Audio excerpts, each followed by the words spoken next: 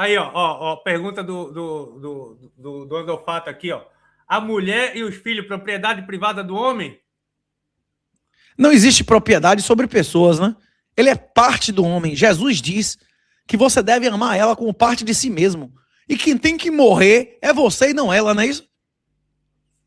Se você tem que morrer por ela, é você que é dela, não é isso ou não? Hein? Vocês não tem isso? Que o que Deus uniu, como é o que Deus uniu, o homem não tem como separar, ela é parte de você, não é isso? A doença que ela tiver, você vai ter, não é isso? Você deve considerar ela como parte de seu corpo ou não? Não é isso que Deus ordena ou não? Hein? Claro. Você é da sua mão ou sua mão é sua? Isso é uma questão meramente terminológica, não é isso? Aqui, ó, mas ó, o brother. Arthur Bertolo, minha honra, professor Renato. Indica a live top pra gente. Se inscreve o aí. O Live Tip é uma maneira de vocês receberem perguntas sem dar um centavo a Janja, a Lula, nem a Big Tech, meu irmão. Como é isso aí? Como é esse negócio? Pesquisa na internet aí, Live Tip. O cara lhe paga em Pix, em Bitcoin, nas horas que você quiser. Você não paga porra nenhuma a ninguém. Porra. A gente tá precisando aqui do financiamento. Enquanto a gente ainda não tem o Live Tip, se inscreve aí no Guerra da Informação, que aqui a gente tem todo dia. Aqui, 38, aqui é o canal mesmo.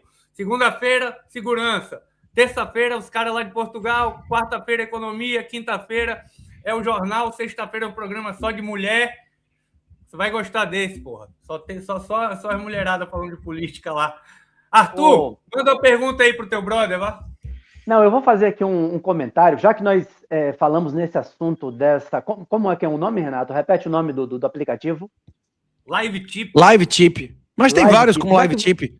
Já que você falou nesse assunto, nós temos aqui um item da pauta, não é? O movimento libertário na Europa ganha força? Isso é uma pergunta. E eu queria, antes de mais nada, comentar o seguinte.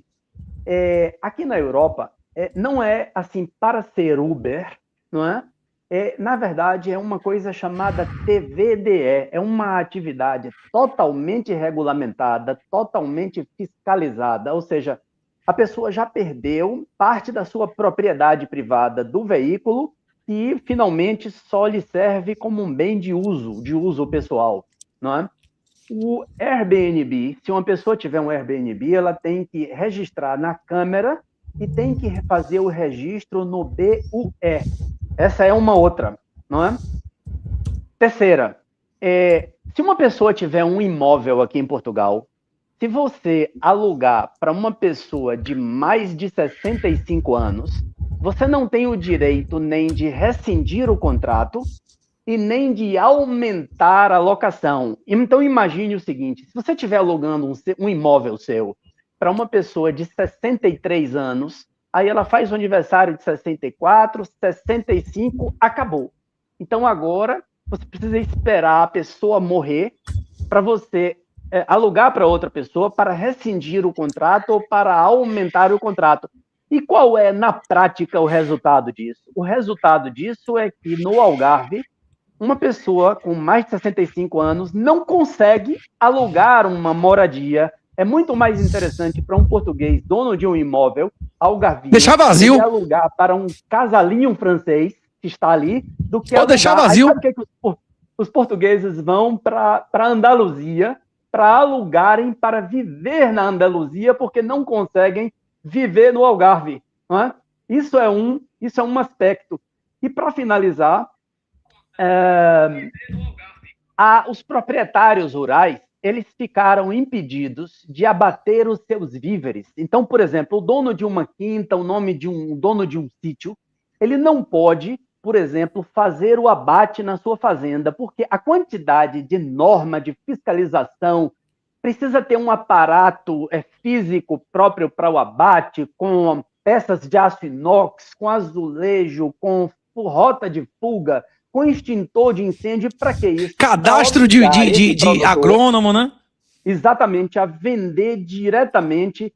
Então, assim, eu estou trazendo esses elementos, não é? Assim, apenas a respeito de Portugal, e gostaria que você comentasse, que você desse uma opinião qualquer a respeito dessa realidade que Portugal ainda vive com uma falta incrível do pensamento Ancapso, mesmo do pensamento Bitcoin, eu acho que as pessoas vão ao curso de Renato, vão à palestra de Renato. Diga lá, Renato, dê uma sua opinião a respeito disso.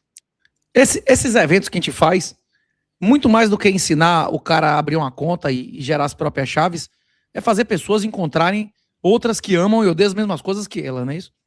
O networking é um investimento, né? Você ter contato com empresas, com empresários, com magnatas, com outros caras que têm os mesmos valores seus, explode sua produtividade. Agora, em relação à fecundidade que o Oscar perguntou, a Indonésia tem a fertilidade insuficiente já. A Indonésia, em 30 anos, vai ter uma fecundidade igual a do Brasil atual. Só que ele começou a diminuir antes da gente. Isso é um mito, velho, de que os muçulmanos vão dominar o mundo pela fecundidade, porque todos os países muçulmanos estão diminuindo a fecundidade, como o Brasil diminuiu há 20, 30 anos atrás. Só que isso vai acontecer depois. Se você retirar do mundo islâmico os países mais pobres, Bangladesh, da África, a maioria dos países islâmicos não tem uma fecundidade tão alta. Se você comparar as islâmicas da Europa com as católicas praticantes da Europa, o quê? Os caras que vão para a Europa, pô, tem 5, 6 filhos, o europeu tem 1. A média da islâmica na Europa é 3.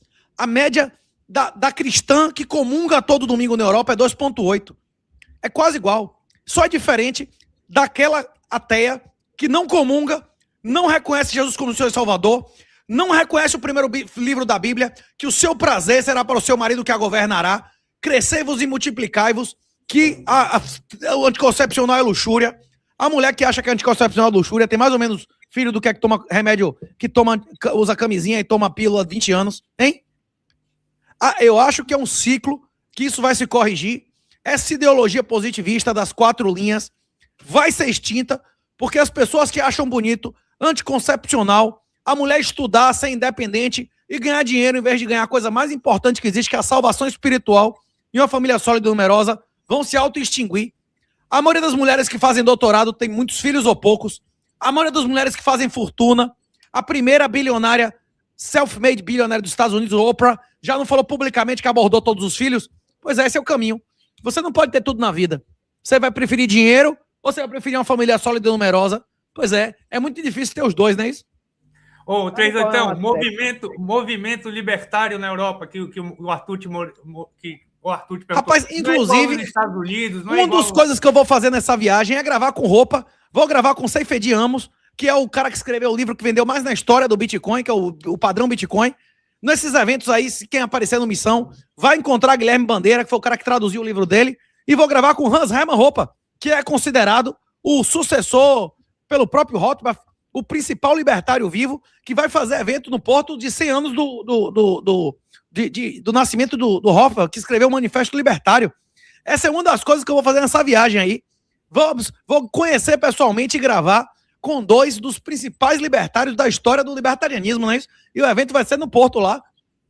Mas peraí, o cara é português? Peraí, fala o nome dos caras aí de novo. Fala o nome dos Hans Hermann Hoppe. Hoppe é o cara que escreveu o livro Democracia, o Deus que Falhou. Ele é considerado pelo Rothbard o seu verdadeiro sucessor. É o maior libertário vivo. O cara que mais publicou, que tem mais titulação, a zorra toda. Vou gravar com esses caras, tá marcado, inclusive. Tem evento com eles em comemoração de 100 anos de Rothbard no Porto. Você vai ver lá o que é movimento libertário. Vai ter, inclusive, os caras da Galícia, de todo lugar da Europa lá. Eu me lembrei aqui de um outro aspecto interessante, é o seguinte.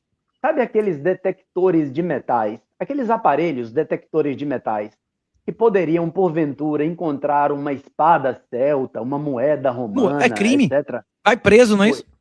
Aqui em Portugal é proibido. Se você for apanhado na rua com uma máquina daquela, a polícia quer saber se você tem uma identidade, que você está ligado a um estudo de pesquisa paleontológica ou historiográfica universitária, e você está numa equipe. E aí o que acontece na prática? O que acontece na prática é que as pessoas usam aquilo de forma clandestina e depois aparecem para o Museu de Nova York, num passe de mágica ou para algum lugar, com uma espada romana, uma espada visigótica na mão, que ninguém nem sabe de onde foi. Mas o museu reconhece a autenticidade. Isso é um estrago. Quer dizer, as pessoas elas não podem descobrir por conta própria isto aqui em Portugal.